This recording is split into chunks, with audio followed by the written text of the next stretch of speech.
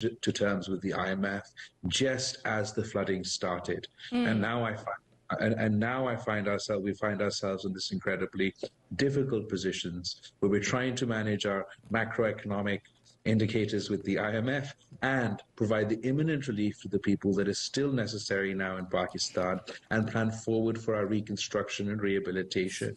Unfortunately, the cameras have gone, the attention has disappeared, but there's still floodwaters in many areas of my country. Many people are still, they can't go back home, or they can't go to school, or they can't go back to farm. And there's an incredible humanitarian climate catastrophe. Let's talk a little bit about that attention that you're talking about globally, because when it comes to the conversations with the IMF for this next loan, the tranche of the next loans to come, they've been a little bit slow. So what's happening there? What's the delay, and when could we see agreement? No, I won't be able to say whether there's a delay or not. I mean, the details that the finance minister can tell you. I believe that it is important for us. Obviously, we all agree. The entire unity government agrees that it's important for us to deal with international financial institutions. We want to see the fundamental reform that's required for the overall health of our economy. But at the moment, our number one priority has to be helping these people who are in extreme distress in the short, medium, and long term. That's the path forward for our economy. Because as we rebuild, as we rehabilitate, as we create the environment so that these people can get back on their feet, then they'll be able to not only contribute to my economy, not only contribute to our agriculture, but also help meet the world's food security or insecurity. Minister, let's talk a little bit about those more specific conditions and help that you could get from countries. What conversations are you having with Saudi Arabia? Could we see a fresh loan deposit or perhaps investments as well? So again, there are multiple phases to our recovery. The initial and still ongoing phases, because the scale of the tragedy, is the relief. And for the relief phase, we've had incredible support from the international community, from our region, from the Middle East, and of course, from America. Going forward, we'll be holding a reconstruction and rehabilitation conference co-hosted by the UN Secretary General and the Prime Minister of Pakistan, which will give the opportunity for all our partners to join with us in our reconstruction and rehabilitation efforts.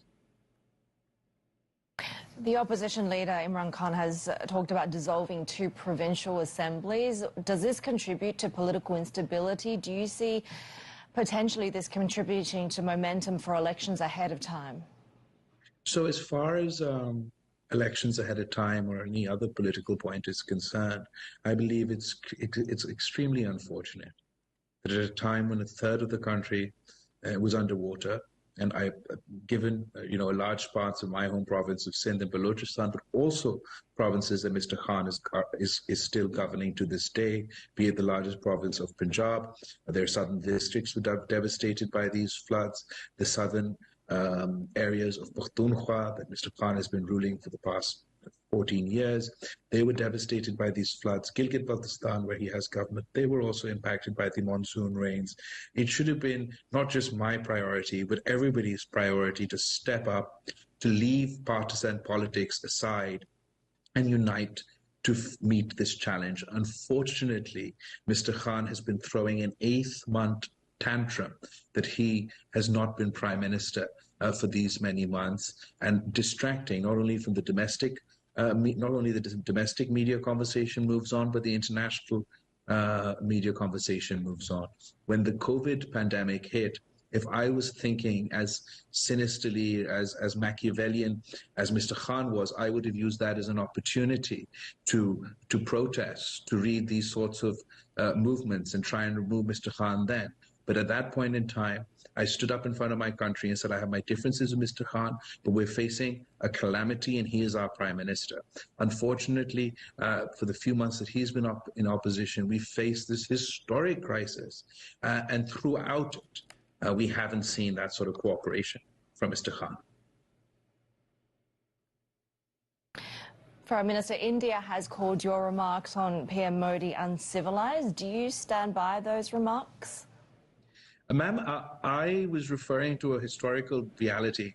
The remarks I used weren't my own. I did not invent the term butcher of Gujarat for Mr. Modi. The Muslims in India following the Gujarat riots used that term for Mr. Modi. I believe that I was referring to historical fact, and they believe that repeating history is a personal insult. If I was incorrect, then I don't, what has happened today, it's been 2 days since my remark, is a member of Mr. Modi's party has announced a 20 million rupee bounty on my head. So I don't think that the best way to disprove the fact that Mr. Modi is the butcher of Gujarat is to adopt such extreme steps. They resulted in protests all over India, and that's their right. I think you cross the line when you officially announce a head money for your neighboring country's foreign minister's assassination. I think that's a line that we're normalizing and crossing, and the fact that we get to move on from that question is troubling for me when I'm engaging with Bloomberg, which is such an important international forum. As far as nuclear war, no one has threatened nuclear war. A minister did say that Pakistan is a responsible nuclear country and should be treated as such. That was not a threat for nuclear war. No one thinks nuclear war is an appropriate reaction. I tend to believe that if I'm quoting somebody else and speaking about a historical fact that Mr. Modi would prefer we forget about, the response shouldn't be a threat of assassination. So let's talk a little bit about global cooperation and perhaps support that you need to see in order for your economy to recover. Give us a little bit more detail about the next conversations that you're having. You have talked to us a lot about global cooperation, about the need for that capital to come to Pakistan, and yet we don't really have a clear timeline when it comes to those IMF negotiations, when it comes to potential more loans or investments coming from the likes of Saudi Arabia and others, and even the Paris Club, for example.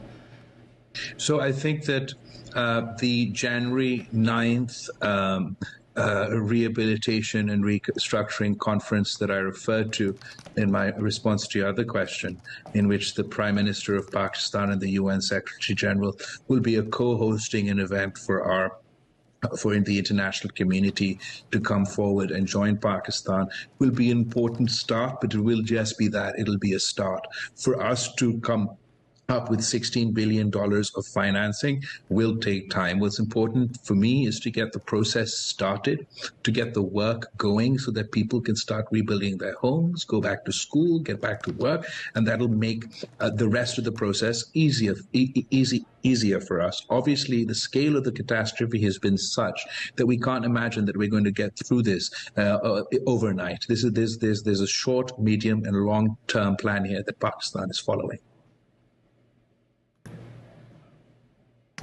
Foreign Minister, great to have you with us. We appreciate your time. Balawl Bhutto Zardari there, the Foreign Minister of Pakistan. We do have some breaking news just crossing the Bloomberg. Kevin Rudd, the former...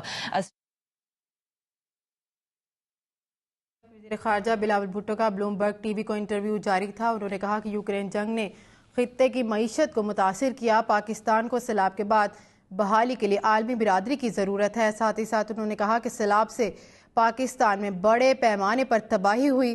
ضروری ہے کہ عالمی اداروں سے بہتر انداز سے معاملات طے کریں. ساتھ ہی ساتھ انہوں نے کہا کہ عالمی برادری کو خوراک کی دستیابی کو یقینی بنانا ہوگا.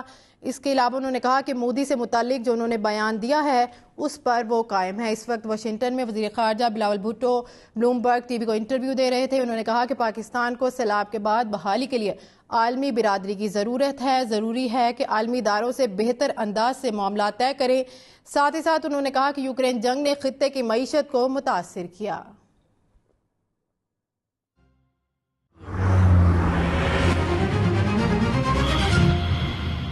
بھی ہے کہ وہ جانے کہ کس نے کیا